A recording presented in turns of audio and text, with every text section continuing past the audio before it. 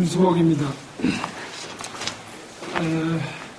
조병화 선생님께서 그 한국시인협회 회장을 할 때 제가 강사로서 가까이 모신 적이 있고, 또 92년 문예협회 이사장을 하실 때 미주 문예과 함께 로스앤젤레스에서 문예협 세미나를 했었는데 그대로 같이 수행을 해서 모시고 다닌 적이 있습니다.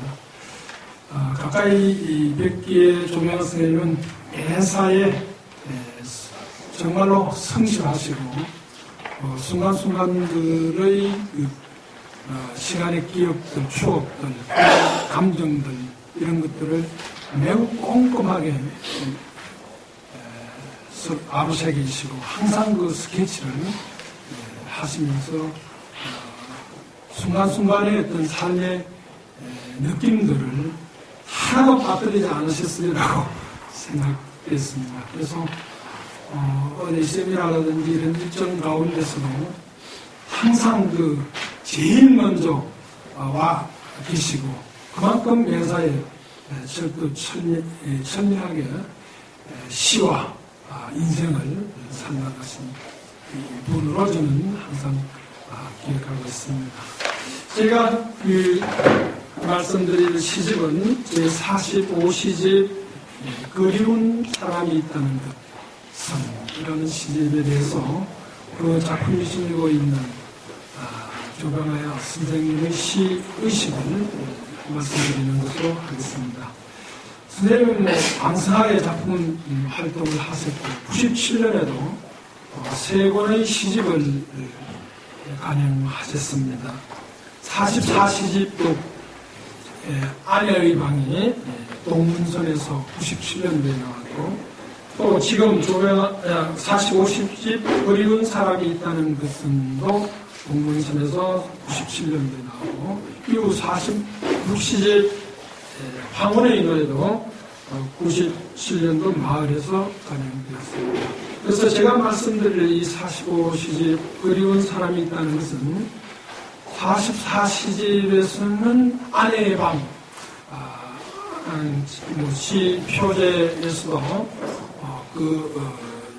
이 시적 세계가 함의되어 있듯이 사모님의 그 투병과 사모님과의 사별하는 사모님에 대한 그리움의 정을 담은 노래입니다. 시집이고, 제가 말씀드릴 그리운 사람이 있다는 것은 시집은 대체적으로 이 페눈제에서라는 부제가 붙은 페눈제 시편이 반을 이루고 있고, 또 사모님에 대한 각별한 그리움과 어머니에 대한 그리움 이런 것으로 주로 짜여져 있습니다.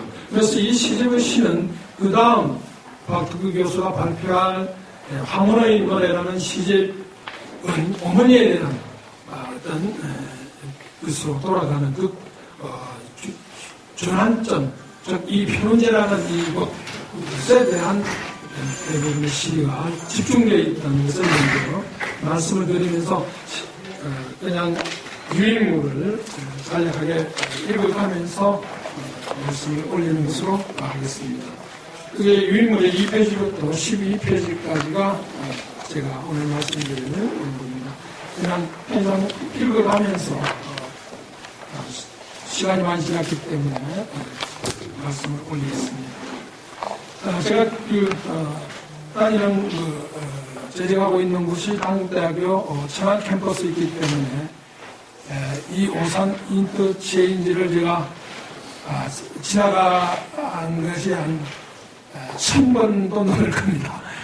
그만큼 이 조병화 선생님의 후이시로 들어오면서 이 오산 인터체인지에서 이 난실리까지의 이 40리의 길이 조병화 선생님의 후기시에 아주 중요한 어떤 지정학적 거리뿐 아니라 시적 거리라고 생각됩니다. 그래서 이 거리도 사실은 오산 인터체인지를 지나면서 대충 머릿속에 정리한 내용들이라는 것을 말씀드리겠습니다. 조병화의 문학세계를 읽어가는 동안 오산 인터체인지를 지나왔다. 허허벌판 작별을 하면 말도 무용해진다고 노래했던 삶과 죽음의 갈림길로 인식했던 곳입니다. 이 오산 인터체인지에서 삶과의 작별을 예비하는 40리 길은 조배나 선생의 후기 시대를 관통해온 운명의 수렁을 예비하는 시적 거리입니다. 자, 그럼 하는 손을 짙은 안개가 잡는다. 너는 나무로 천리, 나는 동으로 사슴이.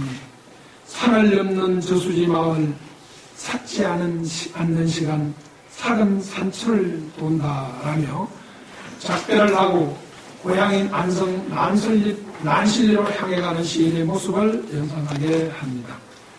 동으로 가는 40리는 고향 난실리로 가는 지리적인 거리면서 조배나 시인에게 있어서 인생의 숙소이자 영혼으로의 가수의 장소로 상징되는 남은 인생의 길이었습니다. 시인 정호성은 이 오산 인터체인지 시에 대해서 죽음의 문턱으로 들어선 인간의 모습을 발견하고 삶과 작별을 노래하면서 죽음으로 가는 길이라 했습니다. 조배나 시인도 이 40리 길을 나는 이제 얼마 남지 않은 노인의 신세, 똥으로 40리 가면 내 고향, 내가 죽어서 묻힐 곳, 이제 나의 인생 40리밖에 남지 않았구나 하는 생각을 이렇게 표현한 것이라 수려한 바 있습니다. 이 고향 난실리로의 시적 귀하는 조배나 시인의 방대한 역정 가운데 정신적 지형의 전환점을 이룹니다. 번박하게 전기시들에서 지향해온 인생론적 수능과 존재론적 운명의 수능을 절개 수리해온 그의 탐색은 이 전환을 기점으로 구체화되고 자연적 리듬에 인생의 리듬을 조율하게 이릅니다.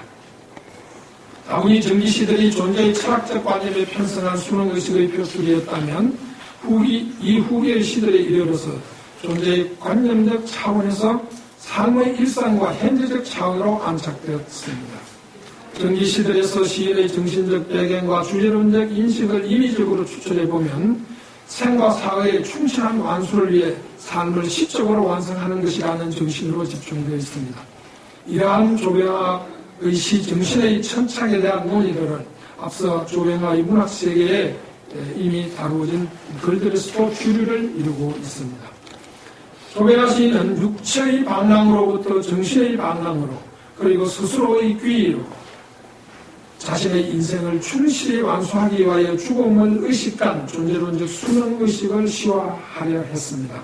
이를 위해 시는 나에게 있어 그 생명이며 그 모험이며 그 방랑이며 그 질서이며 그 귀의이며 그 종교이며 그 길 닿지 않는 그 향수 그것이라 하셨습니다.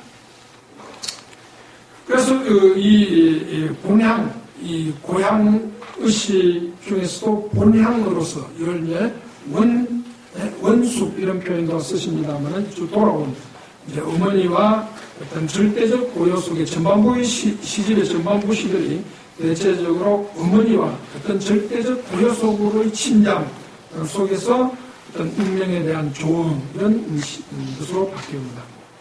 여기서 논의될 조배나 시인의 45속으로 보게 된 시집 그리운 사람이 있다는 것은 대부분 고향 난실리에서 태어난 시편들입니다.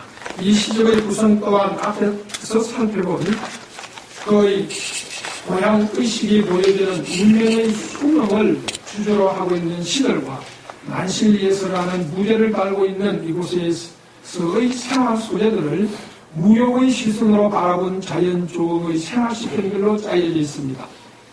이 시집은 1997년 본문순 발행으로 총 79편의 시들이 수록되어 있습니다. 조배나 시인에게 있어서 이곳 고향 난실리는 영원한 존재의 숙소였습니다. 지금도 선생님은 이 난실리에서 영혼을 살고 있습니다. 전기시들이 존재의 운명론적 인식의 시선으로 시화했다면 40리를 들어온 이곳 난실리의 시들은 자연과 영혼의 시선에서 존재의 영원무변한 일상들을 시화하고 있습니다. 이 외적 인식에서 내적 인식으로 이전하는 후기 시들에서 자연의 리듬과 남은 인생의 리듬을 조응하는 생명의 조응으로 나타납니다. 이들 후기 시대의 변화를 이상호 교수는 주제적 차원에서 자연의 소멸을 통찰하고 거기에 따르려는 수능의식으로 주목한 바 있습니다. 우리 근대시에 있어서 고향은 실향의 아픔과 회향을 꿈꾸는 그리움으로 점철되어 왔다고 해도 과언이 아닙니다. 저는 지향을 통하여 현실을 촉발하고자 하는 의식의 유행으로도 나타났습니다. 조배나 시인에게 와서 이러한 현실 초월과 상실의 의식은 정신적인 위안과 운명을 조음하려는 구체적인 인생의 귀한 의식으로 변화되었습니다. 조배나 시인의 고향 인식은 자연의 지역성을 넘어서서 영혼의 정신적 차원으로 확대되었습니다. 다음에 회고는 이런 정신적 차원의 고향의식을 살펴볼 수 있습니다.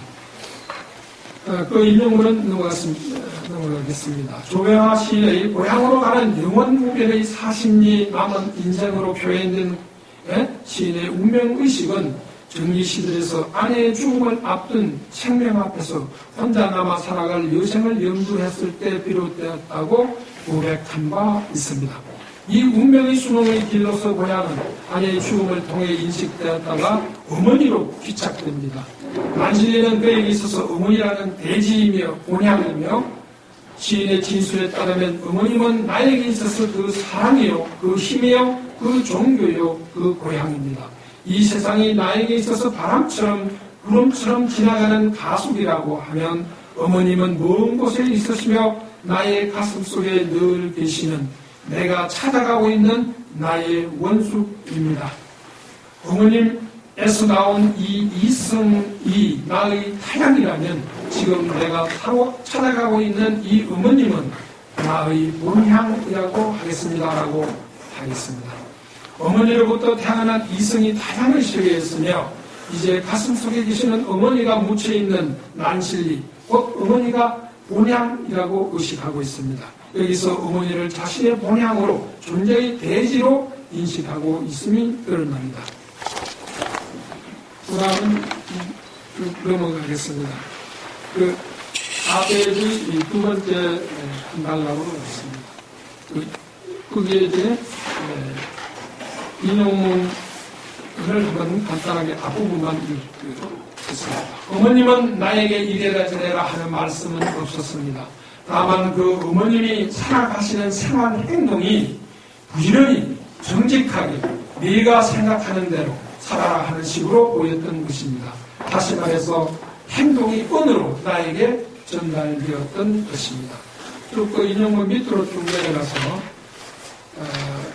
나는 소년 시절 성장하면서 어머님의 생활 철학대로 시간을 아껴가면서 매사 부지런하게 살아왔습니다. 그리하여 어머님이 돌아가신 뒤 어머님의 묘망으로 어머님 묘소 옆에 씌워드린 집 흰백에 흰백 5석에 살이 썩어진 죽는다를 새겨서 붙여드렸던 겁니다.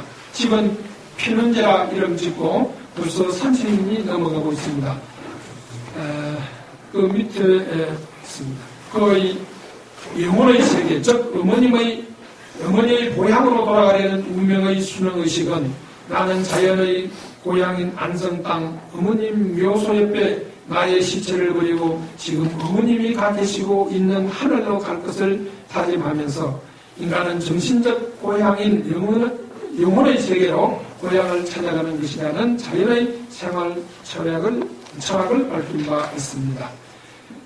이 운명의 응감은 이 시집의 2부의 대부분의 시들 중에서 존재의 고유 속에서 절대적 자아와의 조음으로 나아갑니다.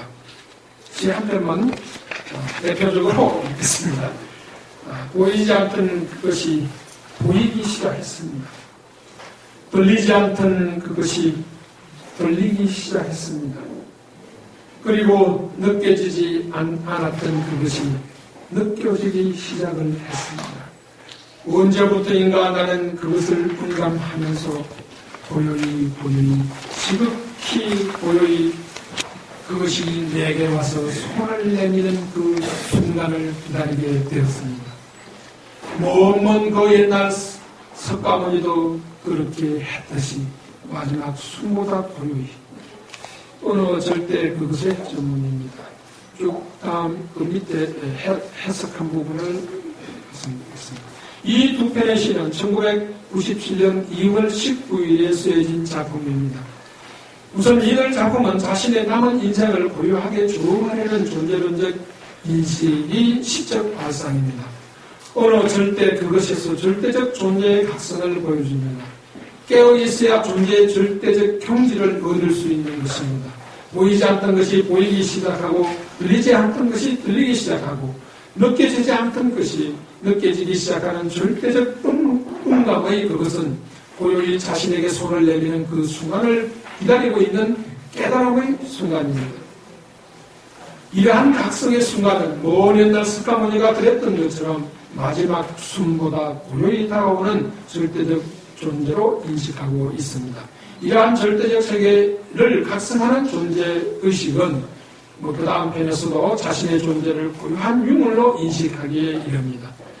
자신의 여생은 모든 것을 버리고 간 자리의 고요함으로 남아 마치 먼 하늘 세월의 흔적처럼 희미하게 남아있는 나탈처럼 고요하게 당신에게 걸려있음을 인식하기에 이릅니다. 이 절대 고요 속의 존재의 인식은 살아있기 때문에 숙명적으로 지니고 있는 생명이라는 그 고독, 순수 고독을 의미하며 인간은 그 순수 고독을 살아가는 것이라는 것을 의미합니다. 이는 곧 시한 고독의 고독한 영혼의 피의 흔적이며 그 화석이라는 그의 존재 인식을 담고 있습니다. 시는 영혼의 화석이다 하는 것은 여기 이 문학관 주변에서도 여러분들 새겨진 글귀를 보실 수가 있겠습니다. 그다음 시들은 참고로 읽어주셨으면 좋겠습니다. 7페이지 이제 이러한 어머니와 절대적 고요의 세계에서 어머니의 변현재의 시편으로 넘어오게 됩니다. 이 변현재 아까도 말씀드렸듯이 이 시집의 반 이상을 차지하는 작품들로서 다음 어머니 황홀의 노래로 넘어가는 어떤 전환기적 세계를 이루고 있는 장소라고 할 수 있겠습니다. 3. 무욕의 일상세계를 꿈꿉니다. 한편 이 그리운 사람이 있다는 것에서 후반부의 대부분 시들은 페르제에서 하는 부제를 달고 있는 이곳에서의 생활시편들입니다. 생활시편들이라 해서 일상생활의 현장에서 일어나는 일상들이 아니라 생활의 내적 관조를 통해 자연과의 조응을 그린 시들이 대부분입니다. 이는 무역의 정신과 자세를 통한 자연 그대로의 율동과 대상을 다루고 있습니다. 이는 페르제라는 단어에서 물론 이는 자신의 아우에서 따온 것이지만 현실의 구속에서 축당하려는 존재론적 달왕의 삶의 태도에서 비롯되고 있음을 알 수 있습니다. 이 페르제는 그가 어머니가 1962년 6월 3일 돌아가신 1년 후 한생날 어머니 묘막으로 세운 집이었습니다. 그리고 이화대학 교수 정년을 마치고 아주 고향으로 귀향하기 위해 청하헌을 증축했습니다. 저쪽 묘소 그쪽 건물입니다. 당시 편현재 주위에는 농가 밭이 있어 봄이 되면 개구리 소리가 요란하여서 정축한 서재 이름을 청와헌으로 이름 붙인 것입니다.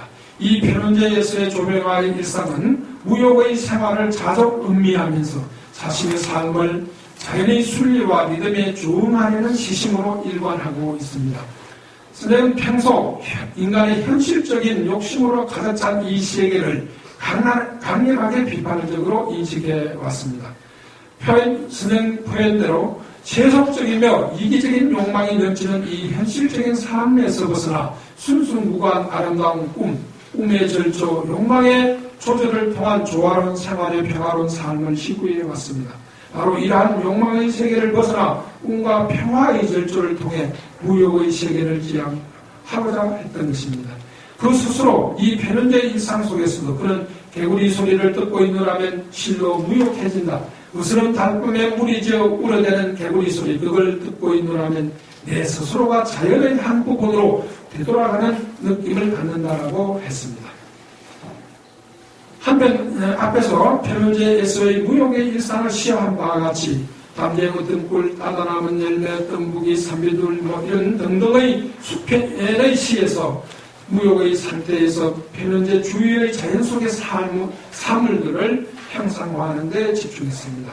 이 편현재에서 자연의 일상의 시적 대상들은 새매, 닭, 참새, 메추리, 꿩, 굴뚝새, 오리, 올빼미 등 이 시집의 절반에 이르는 30여 편에 이르는 대상들입니다.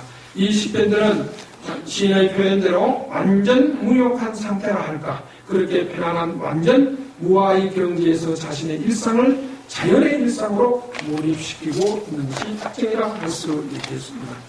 대체적으로 이 45시집 그리운 사람이 있다는 선에서 고향이 어머니고 절대적 부여, 그리고 이 편현재에서의 어떤 자연의 조음, 자연 속에서의 그 무욕의 상태로 몰입하는 그런 시들로 이루어져 있습니다. 그럼 마지막으로 12페이지 개론 부분을 말씀드리면서 제 발표를 마치겠습니다.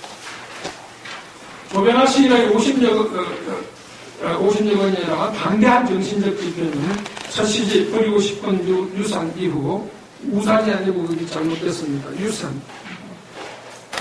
버리고 싶은 유산 이후 현실의 욕망과 속박으로부터 자유로운 영혼의 삶을 희원하는 의식들로 점철되어 왔습니다. 엄박하게 전기 시대에서 그의 편은이라는 아우처럼 너는 발이 없구나.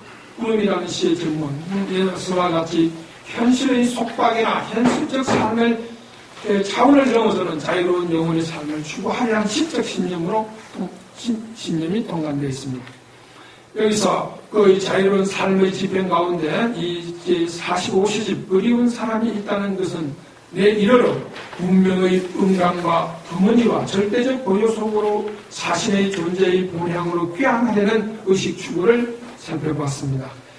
전기시들은 대부분 오세영 시인이 간파한 대로 인생은 막으려라는 의식을 갖고 삶에 대한 미련과 집착을 버리고 삶의 달간의 자세를 통해 버리는 것이 소유하는 것이요 비어있는 것이 충만한 것이라는 도가적 역설의 경지를 담고 있었다고 요약할 수 있겠습니다.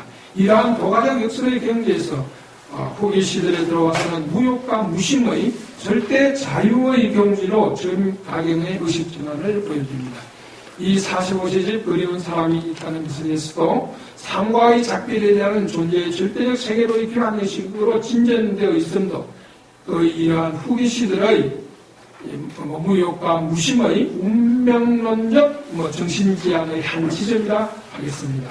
여기서 난실이라는 이성의 삶의 세계와 작별을 구하고 어머니와 절대적 고려 속에서 운명에 순응하고 자신의 섭리에 자신의 삶을 응감하면서 영원한 영혼의 세계, 본향의 세계로의 귀환하려는 정신적 지평을 꿈꾸고 있었던 것입니다.